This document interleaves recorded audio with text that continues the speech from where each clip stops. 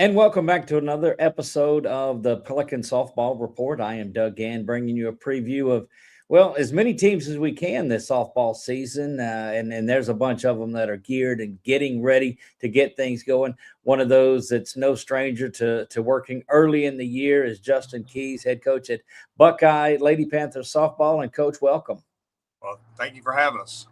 Oh, absolutely. Look, last time we spoke, you were getting ready for a big one down at Frash Park down there, and it seems like where you spend a lot of your May days are down there at Frash, and look like you have another good crew like that building up. So take me through a little bit about the end of last season, and then we'll jump into this one.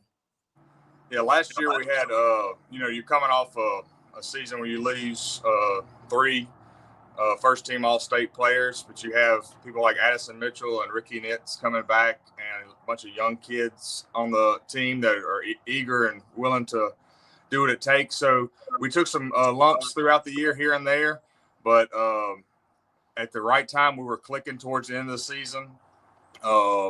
Addison and Allie and KJ on the mound helped us a lot, and big hits from Ricky and Rosalie Ritchie, Riley Ryan helped us make a run into the playoffs, and we won a quarterfinal game at home against LaRondre and went down to Sulphur and faced the defending state champ Vanderbilt, which we were familiar with, and had a classic battle and won one in the fifth, and they hit a line shot down the line, and we dive for it, 50-50 ball, and it drops, and they score two and end up beating us. Look, I think though you'll take that kind of effort because that's just one of those plays that you have to go out and make, and a lot of times these athletes are making plays like that, but I remember it well, and you got that had to make you proud. Oh yeah, Ashley Belgard went and laid out for it on the line. She dove for it, and an inch closer in, she makes an outstanding play. Momentum shifts our way, and it just tips off the end of her glove, and they end up scoring two that inning, but she laid it all on the line for us and gave us a shot. So, Coach, I know it's not just a softball season for you and the Buckeye Lady Panthers. You and your ladies pretty much go at it year round on there. We've seen. I don't know who keeps up with your social media, but you guys are nonstop busy. yeah, our girls spend the whole summer and fall playing in their own club sports all over the South, all over uh, the nation. We got some kids that go to Indiana, Colorado, California, doing stuff like that, just trying to get extra reps in. And so there's no idle hands around here. They work year round, and they don't have to be pushed to do it. There's nobody. I'm not telling them to do that. I come up here on the weekends or at night, and there's kids working. There's kids getting extra reps in. There's kids asking if they can turn the lights on to get more work on the field. You're not having to push them to do it, so it's a good feeling. Coach, you make such a good point about that going over to Indiana and Colorado and all of those places that are out there. It seems like the exposure, if these ladies want to play at the next level, they're recruiting those showcases and they're not really recruiting the seasons because their season's going on. Yeah. So they get out. We have a lot of them. They just want to get more reps, but they want to get seen. Right. And we've had offers from those exposures. Olivia Harmson got a college offer about a month ago. She's our utility first baseman. She played outfield. She was all tournament outfielder for us this past year. And so it's just about if they want to pursue that next level, they want to get out there and get exposed, and that's what they're doing. You know, you see that roll over to the season, and when they come in on January, I guess you guys will get to work tomorrow, maybe January the 6th. That is, you're not having the season in condition; they're ready to go. Yeah, we so the next 2 weeks we don't start.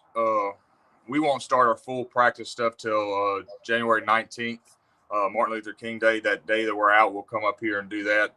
But these next few weeks, it's just about fine-tuning everything. We want to make sure everything, when they see the practice plan come out, they know exactly what we're doing. There's no questions asked, everything like that. But this stuff we've been doing all summer, all fall, through our weight program, our conditioning program, our hitting programs, everything like that. It's just reamping what we've been doing, adding a couple of wrinkles here and there, some stuff, but they know the program. The program just continues on with what we do, so they're familiar with it.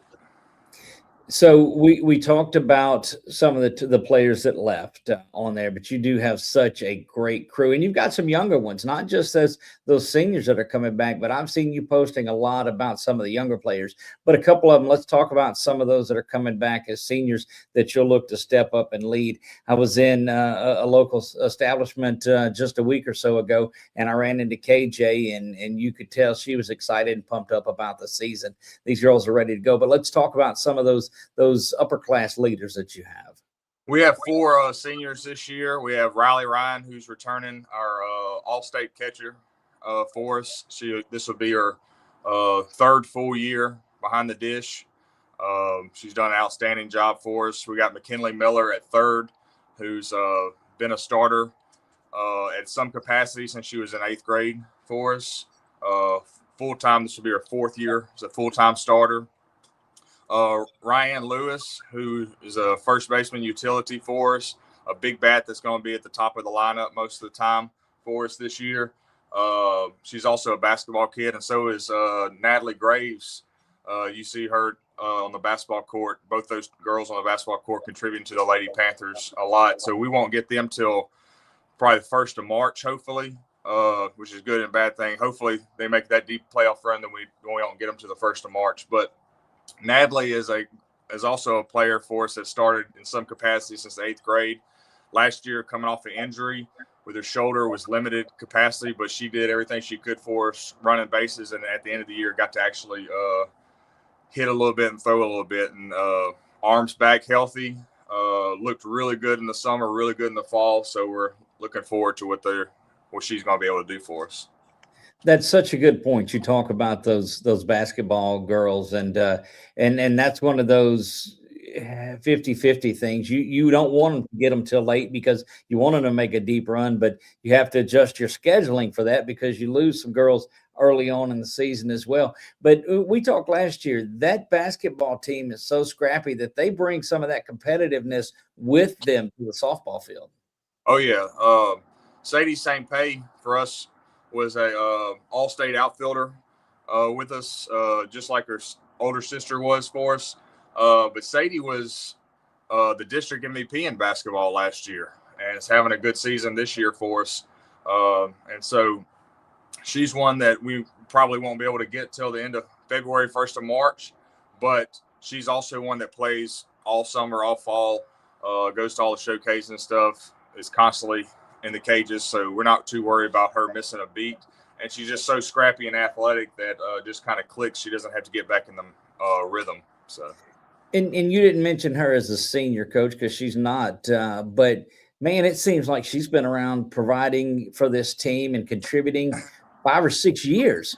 Oh yeah, Sadie started for us as an 8th grader on the state championship team, and her and Rosalie Ritchie, those juniors, both of those started for us as 8th graders when we beat Vanderbilt Catholic in 23. So they've been around a while. My junior class is a large class. We have 9 juniors in that class. So those two are 2 of the big leaders in that group, along with Allie and KJ. Yeah, look, and that's the beauty of schools that are the smaller schools. They can contribute for a while, and as many reps as these girls are getting softball through the club tournaments, they're able to get a lot of reps, and they're ready for this high school softball attempt. So they're not coming in saying, "Oh, she's an 8th grader. She's no way she can compete." These girls are ready from the minute they step on the campus. Oh yeah, and what's the difference between baseball and softball? Girls seem to mature a little bit quicker on the playing field, so they're able to contribute at a younger age. We've had a lot of 8th graders start for us in our program's history, so even some 7th graders along the line, like Maddie Sinclair was a 7th grader that started for us. So it's different things like that. We're able to implement them early on, get them in the system, get them in the program, and that helps us in the long run. Coach, every year it seems like you have a different mantra on there for your girls and your team. And this year we came across this. It says our story and his glory. Tell me a little bit about that. Well, we always at the end of every year, we kind of have like a end of the year exit meetings with players. What works, what doesn't work for them this year. What can we improve? And almost every kid that we interviewed, when we asked what worked or what was the best part of the season, was their daily devotionals that our manager Sophia Morgan, who also plays basketball too, by the way, who would bring for the girls, and the not only the devotion but the good uplifting words of encouragement that she would do, how she helped in the dugout and different things like that. So I got with Sophia, and I started throwing some ideas off of it, and I found that verse in Romans that we have on there, and then I started talking to my wife, and she kind of came up with that slogan, and I sent it back and forth to Sophia, and Sophia really liked it, and we made the graphic and we went with it, and it's kind of taken off like wildfire, like it should. Look, I absolutely love it, and it jumps out at you. And when the lights fade and all of this is over with, that's the one thing that is key. And so what's caught up in all of that too is you guys are super successful on the field. You're successful on that side of it, leading these young ladies to Christ. But let me tell you, in the classroom, these ladies aren't a slouch either. They continue to do big things in the classroom. Yeah, they know we hold our kids to a high standard. The first day I got here, I laid that out. This is the same plan that we had when I was at Rapides. We hold our kids accountable. If they have A's and B's are acceptable. Anything under that is not. They have consequences for those actions. If they don't have the grade, if they're in a class where they should have an A and they have a B, they have a consequence. They need to be held accountable, and it's just a good rule of thumb. And after the first couple of years, I don't even have to manage it. They manage it themselves. They check them. They kind of have checks and balances among themselves when it comes to grades. And when you have 144 classes, I think is what we have, and we had the first quarter we had 3 C's out of 144 with no D's, no F's, and the second one we had 4 C's, no D's, no F's. Out of 144 classes, that's pretty good percentage there. So we just preach academics. If you take care of your stuff in the classroom, it also means you can take care of your stuff on the field. You can take care of your stuff in community, all that stuff. Coach, that's such a big point, because you do see the ladies that go on and play at the next level out of Buckeye that are prepared for it. They roll right into it, because look, college life is a lot different than high school life. The demands are there, but they're rolling right into it, and you've got them prepared for life as young ladies going out into this world. Yeah, there's going to be a day where their last game that they play will happen, whether it's their senior year, whether it's in college, wherever it might be. And so what's next? And so that's kind of what we're preparing them for, the work ethic, everything like that. The girls that leave our program, when they go to college, they're still on those high academic standards. They set goals for themselves. You have kids like Livia Harmson, Ashley Bellegarde, Allison Brosette. They go to college and they're pushing the most credit hours they can get and still achieving 3.0 or higher GPAs on everything they do. And they're trying to be the best at what they can do and what they can be outside of softball. So, yeah, softball is good for us right now, but we're also worried about what the future is. So we have, like I said, Maddie Sinclair, who is all-state for us, I think 4 times. She's in nursing school right now with a high GPA. So it's stuff like that that we kind of strive for. We're not really worried about the wins and losses right now. That stuff comes in time. That happens with our work ethic and our production. We hang banners, but what are you going to do afterwards? And so that's what we kind of push with them. Coach, I love it. Let's take a brief look at your season, and I'll let you get out of here. You always have a couple of big tournaments in the season as well. Tell me about those. We have at the end of the year, we have our Raising Cane's Softball Invitational. This will be the 12th year that we've hosted that. It's around 25 to 28 teams from across the state, from Class C to Class 5A, state champs, state runner-ups, and up-and-coming teams come to that, and it's always a good time. Great competition. It's the last play-in date before the season ends, and so it's kind of a last tune-up for a lot of those teams to get ready for the playoffs. They get to see pitching that they don't normally get to see. They get to see teams from across the state they don't normally see, matchups. You have teams from North Louisiana playing teams from South Louisiana and different things like that, and everything in between. So that's always a good little barometer of how the playoffs run. But we always have very successful teams come through there, and they end up in Sulphur in a few weeks from there, and some of them bring home state titles. So it's a good little fun tournament that we get to run. Well, we're looking forward to it as always, Coach. This is such and you hear this term, a softball question. It's a lob question for you too. What do you expect out of the Lady Panthers this season? I really expect to shock a lot of people, to be better than every year. We're losing all-state players, but that's just a fact, kind of how we run our program. We're successful. People get accolades. People graduate. We understand that, but we're also building up. We have a lot of young girls, young core group of girls on this team that are going to be really special in the future. Our pitching this year, we have 3 different pitchers that will throw out there, possibly a 4th pitcher that will throw out there, and they all 4 have different aspects of their game that make them special. You'll have speed, you'll have spin, you'll have drop balls, you'll have everything like that. Some of those pitchers might only face the lineup one time through, and we'll change it up. We're going to keep opponents on their toes this year, which is something we haven't done in the past. We've kind of ran one throughout the whole game. This time we're going to mix stuff up, keep people guessing. And I can do that because those pitchers not only can pitch, they can also hit in our lineup. So that also helps.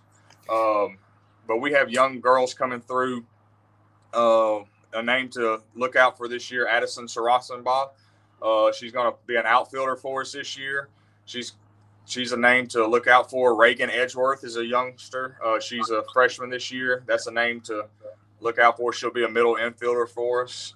And then like Lakin Wiggins is an 8th grader that we got come in that's going to be able to provide some innings on the mound and in the outfield for us. So all 3 of those are young names y'all need to be aware of in the next year or two, because they're going to make a huge impact for the Lady Panthers. Well, we'll keep an eye out for it, Coach. And over your shoulder there, it's not long before action gets heated up out there on the Lady Panthers field, and we look forward to being here all the way into Frash. All right. Well, thank y'all for having us.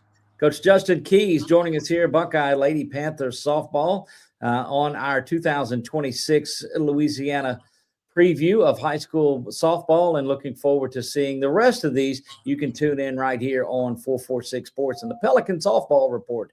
We'll see you next time.